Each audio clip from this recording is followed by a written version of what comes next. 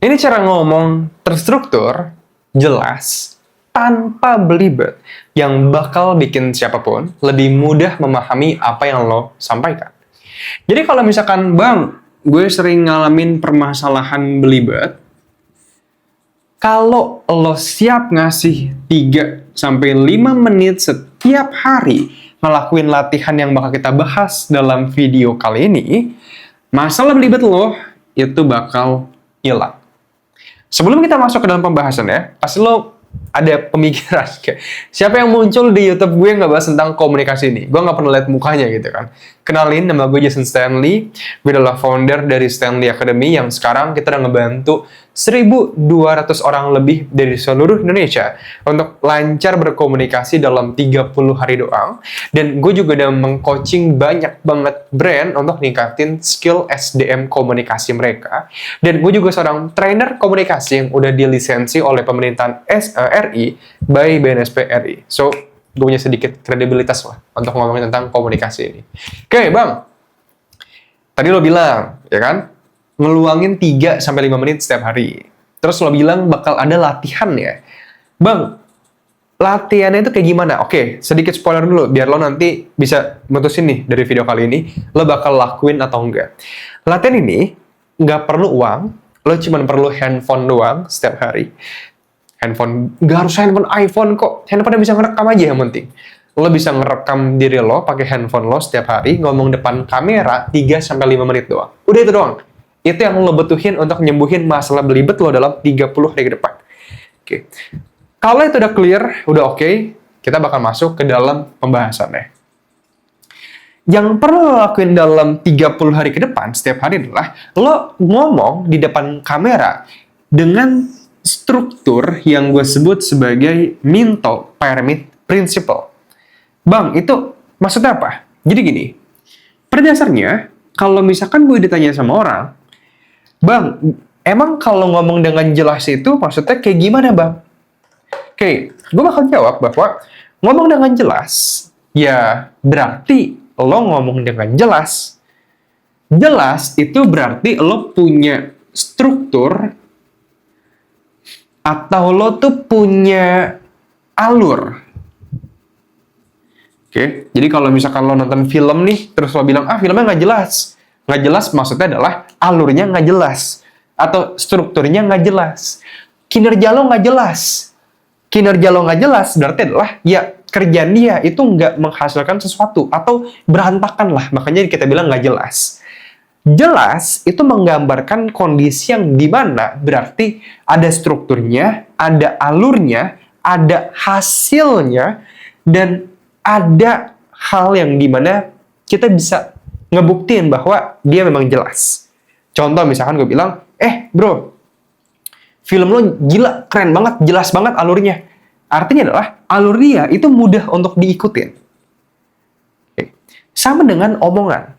Omongan yang jelas berarti adalah omongan yang memiliki alur. Pertanyaan berikut adalah, Bang, gimana caranya gue bikin omongan gue memiliki alur yang jelas?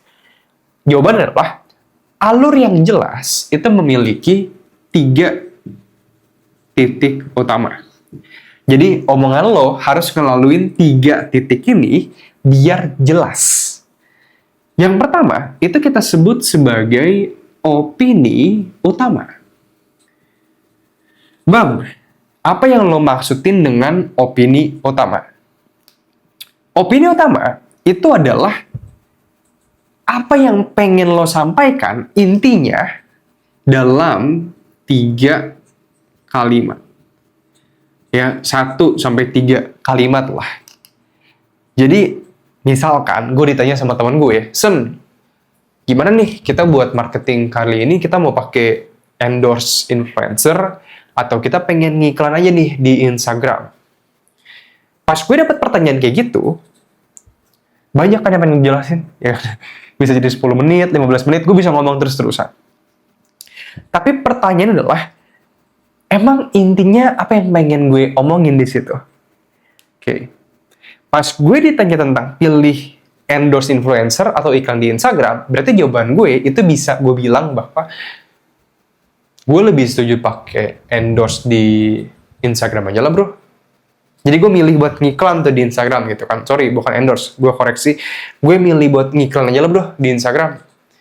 Nah, udah itu doang aja. Jadi jangan lo tuh ngomong banyak banget opini utama. Misalkan lo ngomong kayak, gue pakai endorse aja sih bro, tapi kemarin teman gue bilang katanya ngiklan di Instagram bagus juga. Tapi ya kalau ngiklan di Instagram banyak juga sih plus minus ya. Ya udah lah bro, intinya gue pengen endorse aja gitu. Jadi lo kayak muter-muter poin utamanya. Jadi setiap kali lo ditanya pertanyaan, setiap kali lo mulai berbicara, selalu awali dengan satu inti kalimat aja yang pengen lo sampaikan dalam pembicaraan tersebut. Dalam kasus gue pakai pilihan yang dimana gue bilang ke teman gue pilih ngiklan di Instagram aja. Sekarang, setelah kita udah selesai opini utama, berarti dicentang gitu kan, kita lanjut ke alur yang kedua, titik yang kedua, yaitu adalah kita sebut sebagai opini pendukung. Sedikit keluar konteks, gue bakal kasih sedikit penjelasan teori kenapa ini efektif. Jadi, opini pendukung itu adalah kalimat yang dapat mendukung kebenaran opini utama lo. Misalkan gue bilang, gue suka sama hotdog. Kenapa? Karena rasanya enak. Gue suka banget sama hotdog bro, soalnya rasanya tuh enak banget. Itu mendukung opini utama gue. Kenapa gue suka hotdog? Ya karena rasanya enak. Ada seorang psikolog, namanya Robert Cialdini, Dr. Robert Cialdini, yang menjelaskan bahwa otak manusia itu bakal lebih percaya terhadap sesuatu kalau sesuatu itu memiliki alasan. Jadi misalkan lo bilang ke orang kayak gini, bro, makan mie itu nggak sehat. Itu yang pertama. Yang kedua gue bilang, bro, makan mie itu nggak sehat, soalnya mereka tuh tinggi banget kadar gulanya. Obviously itu cuma bohong-bohongan doang ya, jangan dipikir beneran gitu kan. Tapi lo lihat poinnya. Kalau gue pakai penjelasan atau gue memberikan alasan dari kenapa gue ngomong opini utama, orang bakal lebih mudah percaya dengan apa yang gue sampaikan. Kenapa? Karena otak manusia itu selalu pola berpikirnya tuh reason and justification. Mereka selalu mencari pembenaran atau alasan dari sesuatu. Jadi ketika lo ngasih seorang alasan dari sesuatu, mereka bakal lebih percaya dengan apa yang mereka dengar. Oke bang, berarti opini pendukung ini gimana cara pakainya bang? Cara menggunakan opini pendukung adalah ketika lo ngomong opini utama, tanya ke diri lo, kenapa? Dan jawaban dari kenapa itu adalah opini pendukung. Misalkan, opini utama gue bilang tadi bahwa gue lebih milih ngiklan di Instagram aja lah bro. Kenapa? Soalnya ngiklan di Instagram itu ROI-nya lebih tinggi daripada endorse influencer. Oke, itu opini pendukung gue. Jadi selalu tanya kenapa. Kalau lo tanya kenapa, dan lo dapet jawaban itu adalah opini pendukung dari opini utama lo. Setelah lo selesai ngomong opini pendukung, kita lanjut ke bagian yang ketiga, yaitu adalah contoh atau analogi, atau bisa juga fakta. Tapi gue paling suka pakainya contoh. Oke, ini yang sering gue lakuin. Jadi pas gue bilang bahwa karena ROI-nya lebih tinggi daripada endorse influencer, contohnya apa? Jadi lo tanya lagi, contohnya apa? Oke, di situ misalkan gue bilang bahwa gue dulu pernah nge-handle 5 brand, 2 dari 5 brand itu dia pakai Instagram, jadi ngiklan di Instagram. 3 brand itu endorse influencer. Lo tau gak? Dengan budget yang sama, hasilnya yang ngiklan di Instagram 10 kali lipat lebih banyak daripada yang endorse influencer. Itu mendukung nggak opini pendukung gue? Mendukung. Jadi gue ngasih contoh yang membuktikan kebenaran dari opini pendukung gue. Karena lo dapet poinnya. Jadi misalkan gue bilang, contoh lain misalkan, gue bilang opini utama gue adalah gue setuju dengan filsafat stoikisme. Kenapa? Opini pendukung gue tuh, abis itu. Karena filsafat stoikisme itu dapat menurunkan kadar depresi manusia. Contohnya, dulu pas gue lagi di masa-masa depresi gue banget, gue udah minum obat dari psikiater dan gue ngalamin perubahan apapun. Tapi pas gue nerapin filsafat stoikisme, gue jadi sembuh total. Nggak ngalamin stres apapun dalam setahun ke depan. Dan itu juga yang terjadi kepada teman gue, Kevin, James, John, Melinda, Messiah. Lima-limanya ngalamin kasus yang serupa dengan gue, dan sembuh total dengan nerapin filsafat stoikisme. Jadi, ibaratnya gini, apa yang lo sampaikan itu didasarkan kepada piramid pertama, itu adalah opini utama. Jadi, lo nggak keluar-keluar dari opini utama ini. Jadi, orang paham, oh dia barusan ngomongin tentang stoikisme. Oh dia barusan ngomongin tentang iklan Instagram. Oh dia barusan ngomongin tentang apa. Jadi, orang dapat lo tuh ngomongnya apa. Dan ini yang bikin pesan lo lebih jelas. Oke bang, sekarang gue udah paham gimana cara gue latihannya. Yang bisa lo latihan dalam 3-5 menit ini, gitu kan, setiap hari selama 30 hari ke depan. Lo ngomong depan kamera, ngebahas topik apapun bebas, cuman lo susun menjadi opini utama, opini pendukung, dan contoh, analogi, atau fakta. Bang, gue boleh tulis dulu gak? Boleh. Bang, gue boleh pelajarin dulu gak? Boleh. Bang, gue boleh ulang-ulang gak? Boleh. Tapi intinya, lo ngeluangin 3-5 menit aja setiap hari aja. Selama 30 hari ke depan.